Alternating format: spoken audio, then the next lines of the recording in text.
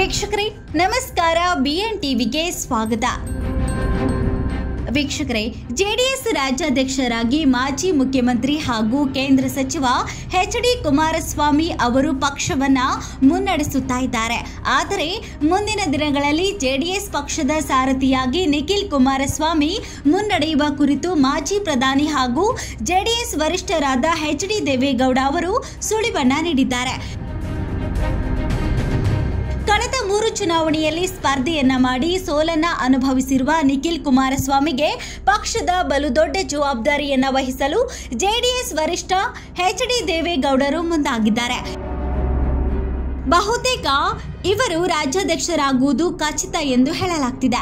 ನಿಖಿಲ್ ಕುಮಾರಸ್ವಾಮಿ ಯುವಕನಿದ್ದಾನೆ. ರಾಜ್ಯದ ಜವಾಬ್ದಾರಿ, ಪಕ್ಷವನ್ನ ಬೆಳೆಸುವುದಕ್ಕೆ ಅನುಭವ ಇದೆ, ಕುಟುಂಬದ ಹಿನ್ನೆಲೆ ಇದೆ. ಆತನಿಗೆ ಹೆಚ್ಚು ಹೊಣೆಗಾರಿಕೆಯನ್ನ ಕೊಟ್ಟು ಪಕ್ಷವನ್ನ ಉಳಿಸಿ ಬೆಳೆಸುತ್ತೇವೆ. ನಾನೇ ಹೇಳುತ್ತಿದ್ದೇನೆ, ನಿಖಿಲ್ ಮುಂದೆ ಪಕ್ಷದ ಜವಾಬ್ದಾರಿ ವಹಿಸಿಕೊಳ್ಳಲಿದ್ದಾರೆ. ಶಾಸಕರಾಗುವುದು ಒಂದೇ ಪ್ರಶ್ನೆಯಲ್ಲ ಎಂದು HD ದೇವೇಗೌಡರು ಹೇಳಿಕೆಯನ್ನ ನೀಡಿದ್ದಾರೆ.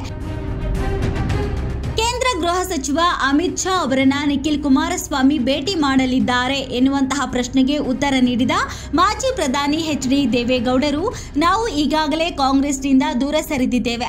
ಅಮಿತ್ ಶಾ, ಪ್ರಧಾನಿ ನರೇಂದ್ರ ಮೋದಿ, ಬಿಜೆಪಿ ರಾಷ್ಟ್ರೀಯ ಅಧ್ಯಕ್ಷ JP ನಡ್ಡಾ ಜೊತೆಗೆ ಮಾತುಕತೆ ನಡೆಸಲಿದ್ದೇವೆ. ಕೊನೆಯವರೆಗೂ NDA ಜೊತೆಗೆ ಇರಲಿದ್ದೇವೆ ಎಂದು ಮಾಜಿ ಪ್ರಧಾನಿ HD ದೇವೇಗೌಡ ಹೇಳಿಕೆಯನ್ನ ನೀಡಿದ್ದಾರೆ.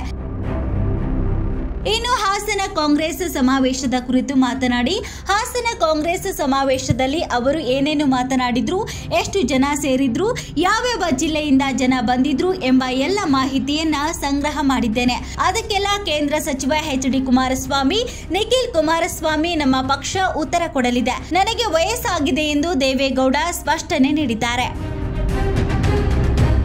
ಹಾಸನದಲ್ಲೇ ಸಮಾವೇಶ ಮಾಡಿದ್ದಕ್ಕೆ ನನಗೇನು ಬೇಸರವಿಲ್ಲ. ಅವರು ದೇವೇಗೌಡರ ಕುಟುಂಬವನ್ನೇ ಮುಗಿಸುತ್ತೇವೆ ಎಂದಿದ್ದಾರೆ. ಆದರೆ ಮುಗಿಸುವುದು ಬಿಡುವುದು ಭಗವಂತನ ಇಚ್ಛೆ ಹಾಗೂ ಜನರ ಇಚ್ಛೆ, ಅದು ಯಾರೋ ಒಬ್ಬರ ಕೈಯಲ್ಲಿಲ್ಲ ಎಂದು ಮಾಜಿ ಪ್ರಧಾನಿ HD ದೇವೇಗೌಡ ಹೇಳಿಕೆಯನ್ನ ನೀಡಿದ್ದಾರೆ. ರಾಮನಗರ ಖಾಲಿ ಮಾಡಿಸಿದ್ದೇವೆ, ಹಾಸನ ಖಾಲಿ ಮಾಡಿಸುತ್ತೇವೆ ಎಂಬ ಕಾಂಗ್ರೆಸ್ ನಾಯಕರ ಹೇಳಿಕೆಗಳ ಕುರಿತು ಮಾಧ್ಯಮಗಳ ಪ್ರಶ್ನೆಗೆ ದೇವೇಗೌಡರು ಉತ್ತರವನ್ನ ನೀಡಿದ್ದಾರೆ. ಆ ಹೇಳಿಕೆಗಳಿಗೆ ಬೆಲೆಯಿಲ್ಲ, ಯಾರನ್ನು ಯಾರು ಖಾಲಿ ಮಾಡಿಸಲು ಆಗುವುದಿಲ್ಲ ಎಂದು ಸ್ಪಷ್ಟನೆ ನೀಡಿದ್ದಾರೆ. ಮತ್ತಷ್ಟು ಸುದ್ದಿಗಳಿಗಾಗಿ ನೋಡ್ತಾ ಇರಿ BN ಟಿವಿ. ಲೈಕ್ ಮಾಡಿ, ಶೇರ್ ಮಾಡಿ, ಸಬ್ಸ್ಕ್ರೈಬ್ ಮಾಡಿ. ಇದು ನಿಮ್ಮ ಧ್ವನಿ.